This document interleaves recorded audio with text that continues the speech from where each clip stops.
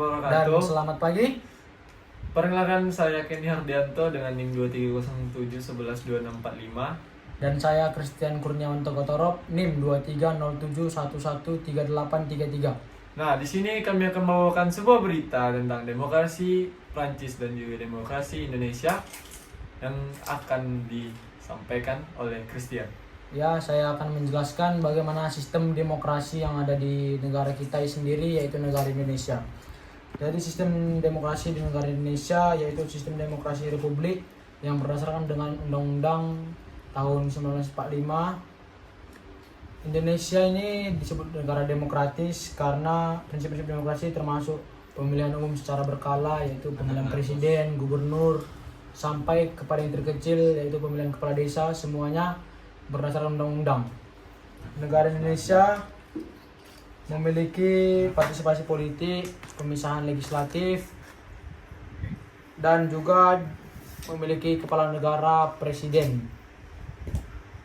Jadi Indonesia merupakan negara demokratis yang sangat kuat yang memiliki prinsip-prinsip dasar seperti partisipasi politik, pemisahan kekuasaan antara eksekutif, legislatif, dan yudikatif, serta penegakan hak asasi manusia atau kita sebut dengan HAM.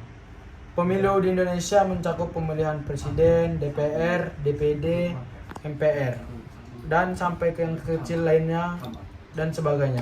Sistem demokrasi di Indonesia telah mengalami perkembangan sejak reformasi tahun 1998 hingga saat ini belum ada perubahan reformasi.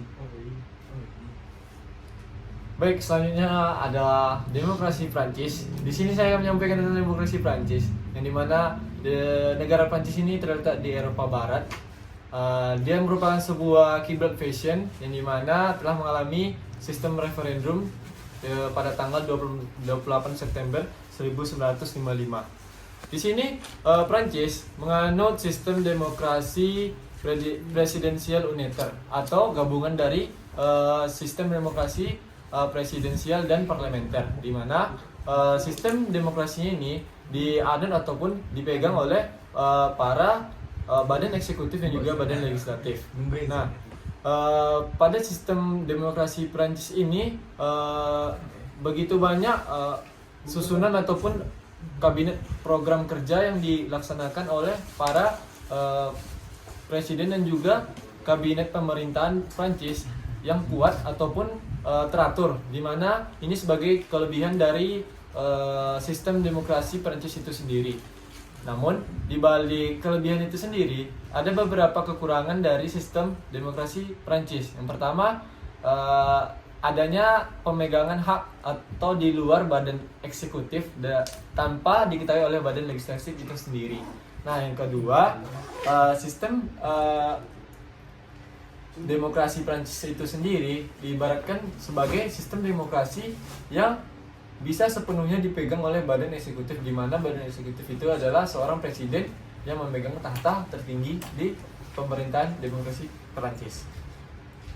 Kemudian untuk pembuatan keputusan dari pemerintahan itu juga sebagai kekurangan dari demokrasi Prancis, di mana bisa membuat ataupun membutuhkan waktu yang lebih lama dikarenakan sistem dari presidensial unitaire itu lebih mengarahkan atau lebih memfokuskan kepada badan eksekutif. Kemudian kekurangan yang lainnya itu dia membuat keputusan dan atau kebijakan publik pada umumnya berdasarkan dari hasil tawar-menawar, sehingga bisa terjadi keputusan itu berubah setiap saat. Nah, lalu saya akan melanjutkan beberapa materi tentang sistem demokrasi Indonesia, yaitu dengan materi kelebihan dan kekurangan sistem demokrasi yang ada di Indonesia. Jadi saya akan membahas tentang kelebihannya, yaitu yang pertama ada kebebasan berpendapat. Kita sebagai masyarakat yang sudah berusia 17 tahun bisa bebas berpendapat terhadap semua kalangan. Lalu ada keberagaman suku, ras, agama di Indonesia sudah sangat banyak. Lalu ada mekanisme pemilihan.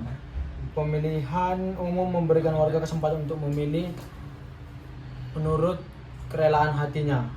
Lalu ada beberapa sedikit kekurangan dari sistem demokrasi, yaitu adanya korupsi, masalah korupsi pada sistem politik Indonesia yang dapat mengganggu efisiensi dan ekonomi masyarakat. Lalu ada politik uang. Dalam pemilihan, praktik politik uang masih sering terjadi yang bisa merusak integritas suatu negara. Lalu ketidakstabilan pada pemerintahan. Aliansi politik yang sering berubah dapat menyebabkan ketidakstabilan pemerintah dan kebijakan dan konsisten. Sekian dari kelebihan dan kekurangan sistem demokrasi Indonesia. Nah, untuk pelaksanaan di demokrasi Prancis itu pelaksanaan pemerintahannya itu presiden dipilih dengan konsekuensi jabatan juga selama 5 tahun. Nah, untuk presiden dan kabinetnya di pemilihan kabinet ataupun menteri-menteri pemerintahan itu dipilih oleh para rakyat dan sesuai dari kesepakatan badan eksekutif yaitu presidensial. Nah, untuk masa jabatannya itu ditentukan oleh presiden dan juga badan-badan hukum eksekutif lainnya.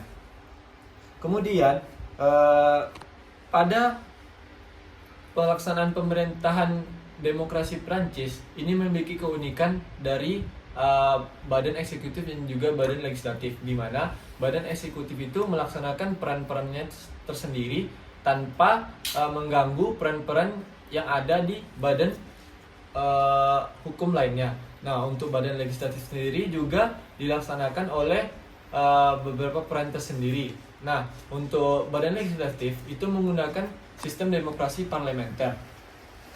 Kemudian untuk lembaga yudikatif itu dipegang oleh pengadilan administratif, di mana pengadilan ini mengurus berbagai macam masalah pemerintahan dan juga beberapa sengketa-sengketa antar lembaga publik.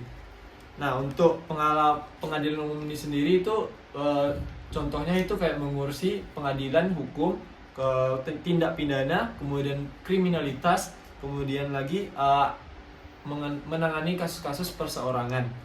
Nah, karena adanya dua kepemimpinan yaitu antara kepemimpinan eksekutif dan juga legislatif, di sini menjadikan sistem demokrasi Prancis itu dikenal dengan dual eksekutif, di mana sistem pemerintahan Prancis itu dipergunakan dalam bentuk yang berbeda-beda, di mana ada pembagian antara badan eksekutif dan juga badan legislatif, yang di mana badan eksekutif yang dipegang oleh presidensial dan juga badan legislatif itu dipegang oleh parlementer. Jadi demokrasi di Indonesia itu sistem pemerintahan di mana seluruh kekuasaan itu berada di tangan masyarakatnya. Jadi Indonesia itu negara demokrasi yang memiliki presiden sebagai seorang pemimpin negara atau kepala negara. Lalu presiden dipilih melalui yang namanya pemilu atau pemilihan umum yang diadakan secara berkala sekali 5 tahun untuk memilih wakil rakyat di berbagai tingkatan pemerintah termasuk presiden, anggota parlemen, dan pemerintahan daerah. Sistem demokrasi Indonesia juga mencakup hak-hak dasarnya seperti kebebasan berpendapat, berorganisasi, dan beragama serta prinsip-prinsip keadilan dan hak asasi manusia atau HAM. Nah, untuk dari sistem demokrasi Prancis tadi, itu dapat disimpulkan bahwa sistem demokrasi Prancis itu merupakan sistem yang menganut dua sistem pemerintahan, yaitu antara presidensial dan juga parlementer, di mana pembagiannya untuk badan eksekutif itu melaksanakan tugasnya atau perannya sendiri dengan sistem pemerintahan presidensial, dan juga badan legislatifnya itu menjalankan tugasnya berdasarkan sistem pemerintahan parlementer. Nah, dari dua sistem gabungan ini, Prancis memiliki beberapa perbedaan dari negara Indonesia, di mana negara Indonesia itu memilih satu sistem demokrasi, yaitu satu dasar yaitu Pancasila. Namun untuk sistem demokrasi Prancis itu memiliki gabungan dari dua sistem pemerintahan. Mungkin dari berita yang kami bawakan ini dapat bermanfaat bagi kepada teman-teman ataupun rekan-rekan yang menontonnya. Mungkin dari kami cukup sekian dan terima kasih. Mohon maaf bila kesalahan dan kekurangan, kami minta maaf sekali lagi. Saya tutup. Assalamualaikum warahmatullahi wabarakatuh. Selamat pagi.